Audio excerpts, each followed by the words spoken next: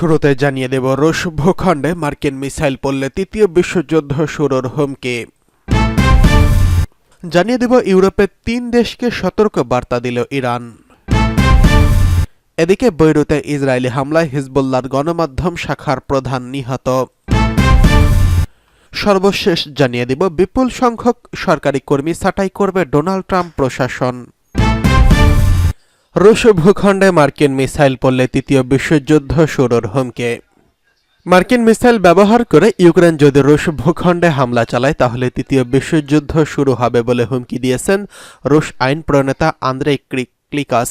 রবিবার মার্কিন দূরপাল্লার মিসাইল ব্যবহার করে ইউক্রেনকে রাশিয়ার হামলার অনুমতি দিয়েছেন যুক্তরাষ্ট্রের প্রেসিডেন্ট জো বাইডেন। এই সিদ্ধান্তের প্রতিক্রিয়ায় এমন হুমকি দিলেন রাশিয়ার এই নেতা।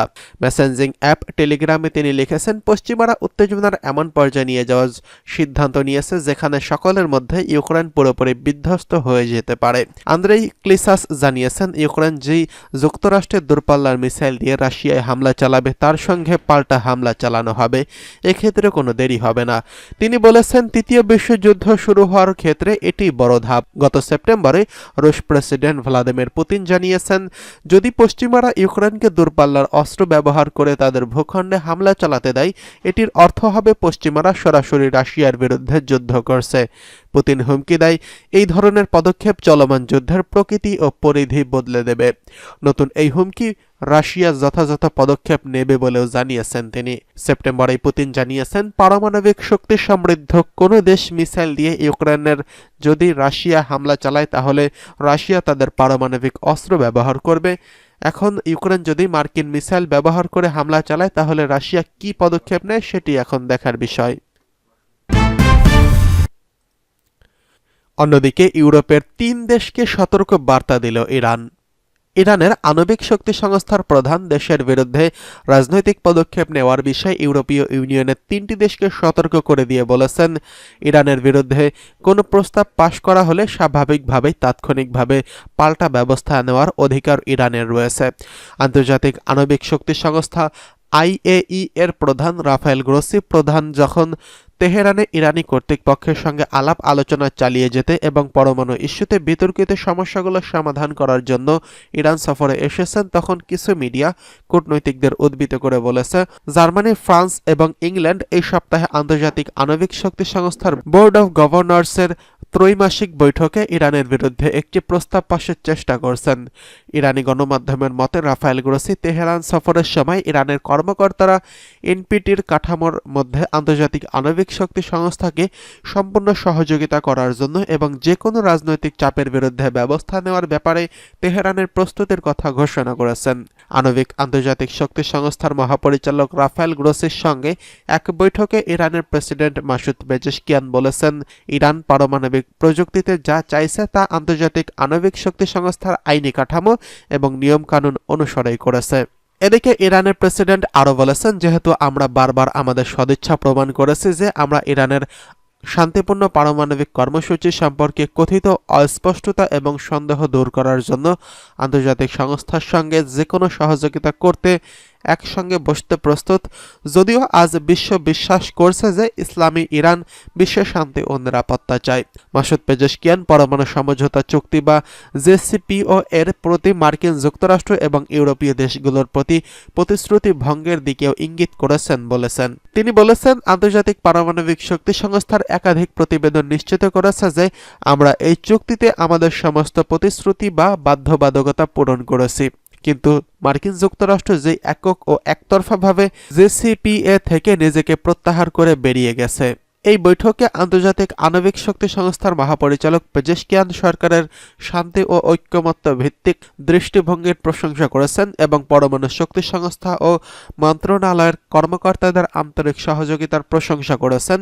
এছাড়া আন্তর্জাতিক আণবিক শক্তি সংস্থা ইরানের পরমাণু সংস্থার সুসম্পর্ক এবং যোগাযোগ থাকা নিয়ে কথা বলেছেন।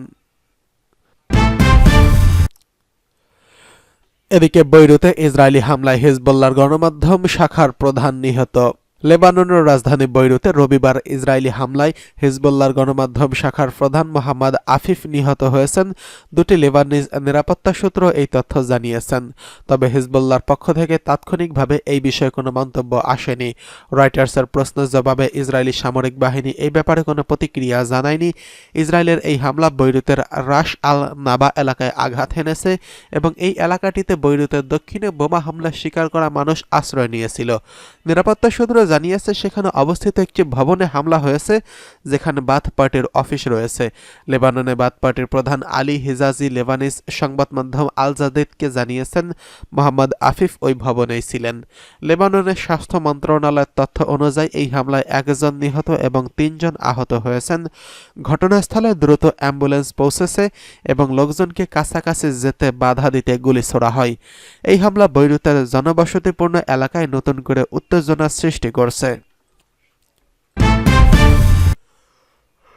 এদিকে বিপুল সংখ্যক সরকারি কর্মী ছাঁটাই করতে যাচ্ছে ডোনাল্ড ট্রাম্প প্রশাসন। মার্কিন প্রেসিডেন্ট ডোনাল্ড ট্রাম্প নিজের মতো প্রশাসন গুছিয়ে নিচ্ছেন। আগামী দিনে যেই দফতরের ভূমিকা সবচেয়ে গুরুত্বপূর্ণ হয়ে উঠতে চলেছে তা হলো সরকারি দক্ষতা নিরীক্ষণ বিভাগ। আর ট্রাম্প এই দফতরের দায়িত্ব নিয়েছেন এবং তার আস্থাভাজন টেসলার কর্ণধার ইলন মাস্ক এবং ভারতীয় বংশোদ্ভূত বিবেক রামস্বামীকে। ভবিষ্যতে সরকারি কৌশল নির্ধারণে মাস্ক ও রামস্বামী উল্লেখযোগ্য ভূমিকা নেবেন বলে মনে করছেন আমেরিকার রাজনৈতিক মহল।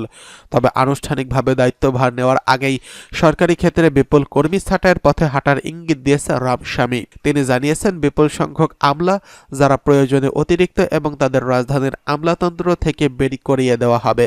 রামস্বামীর কথায় আমেরিকাকে বাঁচাতে এই পদক্ষেপ নিতেই হবে। পাশাপাশি ফ্লোরিডা সভা থেকে ট্রাম্প ঘনিষ্ঠ এই ভারতীয় বংশোদ্ভূত জানান তিনি এবং মাস্ক সরকারের মেদ কমাতে বড়সড় ঘা মারতে চলেছেন। তাদের দফতর কি কাজ করছে আমেরিকানদের তা জানাতে সাপ্তাহিক কাজের বিশ্লেষণ সরাসরি সম্প্রচার করা হবে। শুধু সরকারের মেদ কমানোই নয়, যাবতীয় কাজকর্মের স্বচ্ছতা বজায় রাখার বিষয়টি নিশ্চিত করতেই কাজের খতিয়ানে সরাসরি সম্প্রচার হবে বলে জানিয়েছেন রামস্বামী। ভোটের প্রচারে ট্রাম্প আমেরিকা ফার্স্ট এবং make America great again slogan দিয়ে আমেরিকানদের মন জয় করেছেন এবং এমনটা করা হচ্ছে ভোটে জেতার পরেই বিপুল কর্মী ছাঁটাইয়ের বার্তা দিয়ে সেই মোহ ভঙ্গ করতে পারে বলে মত রয়েছে অনেকেরই। এদিকে ট্রাম্প প্রশাসনে প্রতিরক্ষা সচিব বেছে নেওয়ার আগে পিট হেগেটসকে ঘিরে বিতর্ক তৈরি হয়েছে। 2017 সালে যৌন হেনস্থার অভিযুক্ত ছিলেন তিনি। যদিও ট্রাম্পের সেই জামানায় পিটের বিরুদ্ধে কোনো মামলা করা হয়নি। শুধু যৌন হেনস্থার অভিযোগে নয়, প্রতিরক্ষা দফতরের দায়িত্বভার তিনি সামলাতে পারবেন কিনা সেই নিয়েও প্রশ্ন উঠেছে নানা মহলে। তাদের দফতর কি কাজ করছে আমেরিকানদের তা জানাতে সাপ্তাহিক কাজের বিশ্লেষণ সরাসরি সম্প্রচার করা হবে।